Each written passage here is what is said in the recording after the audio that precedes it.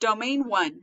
The ESL teacher understands the processes of first language L1 and second language L2 acquisition and the interrelatedness of L1 and L2 development. The beginning teacher knows theories, concepts, and research related to L1 and L2 acquisition. Behaviorism. Learning is done through imitation and positive reinforcement. Innatists. Children have an innate ability to learn language because of their exposure to language in a natural setting. Constructivists. Learning as a result of social interactions. And commutative approach to process. Language acquisition occurs in the natural order of speaking, and language learning includes the rules of grammar, spelling, punctuation, and language usage. The beginning ESL teacher uses knowledge of theories, concepts, and research related to L1 and L2 acquisition to select effective, appropriate methods and strategies promoting students' English language development at various stages. The acquisition learning hypothesis is when subconscious process that occurs as we listen and are exposed to language.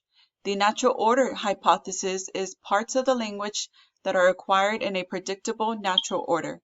The input hypothesis is when language needs to contain shorter sentences, well-informed utterances, lots of visuals, charts, realia, etc. to make it understandable to the learner. The monitor hypothesis: once language is learned, we use the knowledge to monitor or self-correct. And lastly, the affective filter hypothesis: a non-threatening and encouraging environment promotes learning. The beginning ESL teacher knows cognitive processes, example given, memorization, categorization, generalization, metacognition, involved in synthesizing and internalizing language rules for second language learners. How to teach strategies. Number 1, teach the strategies explicitly. Number 2, use a variety of activities for each strategy. Number 3, while students are practicing and applying the strategy, provide plenty of instructional support. Number 4, teach children how to self-evaluate so they know which strategies work for them and why they are using the strategy. And number 5, teach the children to use. How to teach strategies. Number 1, teach the strategies explicitly. Number 2, use a variety of activities for each strategy. Number 3, while students are practicing and applying the strategy, provide plenty of instructional support. Number 4, teach children how to self-evaluate so they know which strategies work for them and why they are using the strategy. And number 5, teach the children to use the strategies in other learning situations. The beginning ESL teacher analyzes the interrelatedness of first and second language acquisitions and ways in which L1 may affect the development of L2.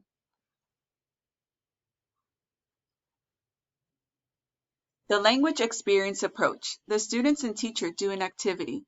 Next, they discuss as a follow-up to reinforce language learning. The beginning ESL teacher knows common difficulties. Example given. Idiomatic expressions, L1, interference in syntax, phonology and morphology, experienced by ESL students in learning English and effective strategies for helping students overcome those difficulties.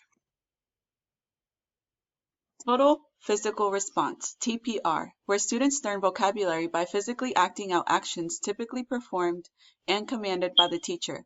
Examples given: getting ready for bed, washing dishes, making breakfast, dictation. All share the common qualities of a teacher or student saying or reading something while a listener is writing it down.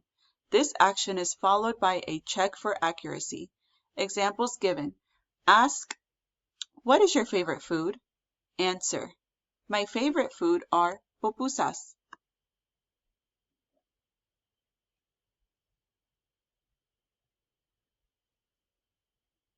The end.